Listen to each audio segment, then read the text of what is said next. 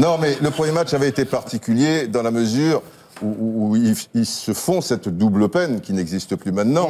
Mais évidemment, si le gars fait main, si tu veux, pour éviter le but, à la limite, s'il y a main sur but, peut-être que... Carlos Sanchez, troisième minute, il lui met un penalty jaune. et but, ouais. Voilà. Exclusion. Donc, le gars, il fait main, alors que, bon, si tu te prends le péno... Enfin, si le ballon rentre, je veux dire, eh ben, il rentre, il restera 87 minutes. Résultat des courses, ils sont menés 1-0, et ils jouent à 10 pendant 87 minutes.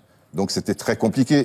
Et au-delà de la difficulté derrière, je pense que ça les a complètement déréglés et qu'ils ont déjoué et qu'ils ont raté leur match et qu'ils ont perdu logiquement. Là, je trouve qu'on a retrouvé par séquence cette équipe qui nous avait enthousiasmés lors du dernier mondial et ces grands joueurs que l'on connaît pour quelques-uns en particulier. Paul, ce qu'il faut retenir d'ailleurs, le deuxième but est passé par Quintero. Une passe magnifique à Falcao, parce que comme il était à la limite de leur jeu, c'est là où il arrive à prendre la...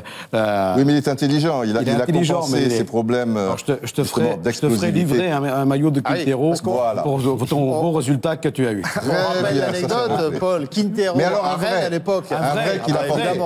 Évidemment. Quintero à Rennes à l'époque, c'était vous qui l'aviez transféré à Rennes. Bon, il n'avait pas marqué disons qu'il n'est pas plus au coach, plusieurs coachs. Dans la Ligue française. Pour la Ligue 1, c'est sûr, Quintero, autour de lui, on voyait qu'il avait du talent, mais trop technique.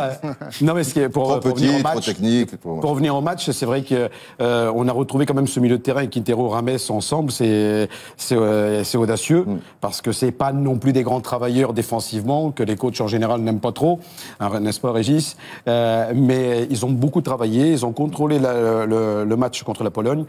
Après, je ne veux pas trop mettre la Colombie, même si je les adore, trop là-haut.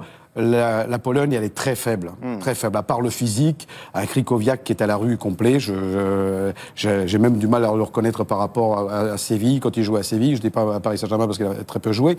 Mais on ne peut pas dire que la Colombie a survolé le match. Disons que l'équipe en face n'était pas à la hauteur de la Colombie aujourd'hui. Mais je retrouve quand même une Colombie très bien organisée au milieu de terrain et travailleuse surtout. Parce que c'est pas leur fort. On retrouve une Colombie sur laquelle il faut compter dans cette Coupe du Monde ou pas, Mélissandre? C'est un groupe qui reste très indécis, donc effectivement, tout est encore ouvert dans ce groupe et ils ne sont pas au bout de leur mission s'ils veulent se qualifier en huitième. Mais c'est vrai que par rapport au premier match dont Didier parlait, à juste titre, c'était vraiment un fait de jeu qui les avait plombés. Là, ils ont bien réagi. Ils ont eu quand même, je trouve, une mise en route un peu laborieuse pendant 35-40 minutes. Et puis après, tout s'est réglé. Et ils ont des joueurs décisifs qui ont l'air en forme. Et quand les joueurs comme ça se mettent à être décisifs, à réussir, à marquer, à faire des passes décisives, ça leur donne de la confiance. Et ces joueurs-là, même si Falcao n'est pas un monstre de vitesse, je pense qu'il n'a jamais été un monstre de vitesse, même quand il jouait à l'Atlético. Il a été avant ses blessures à l'Atlético, oui, voilà. C'était pas le joueur le plus rapide, ça n'a jamais été Kylian Mbappé. C'est quand même un monstre de surface de réparation dans la sens du déplacement. Et puis, quand il est face au but, en général, il cadre, on l'a vu ce soir. Et puis, je pense que c'est aussi quelqu'un qui va faire du bien au vestiaire et au groupe, parce que c'est un leader. Donc voilà, il y a James, il y a Quintero, effectivement, qui a été ce soir peut-être le meilleur Colombien. Cuadrado, la justesse, il y a quand même des joueurs qui font qu'ils peuvent y croire pour le troisième match et pour la suite. Quoi. Vous le voyez, Mélissandre, le classement de ce groupe H s'affichait après le match nul entre le Japon et le Sénégal aujourd'hui, 2 buts partout. Pour l'instant, sont en tête le Japon et le Sénégal.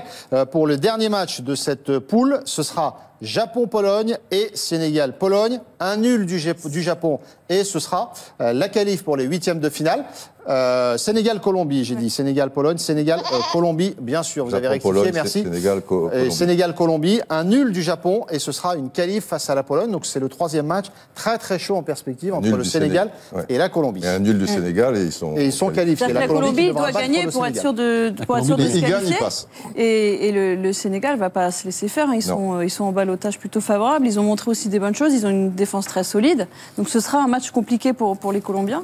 Mais disons qu'ils se sont mis en confiance ce soir, c'est sûr. Saïd, vous mettez une petite pièce sur la Colombie pour cette Coupe du Monde ou pas? Sincèrement, si jamais ils reproduisent la prestation qu'ils ont effectuée aujourd'hui, je les vois passer contre le Sénégal.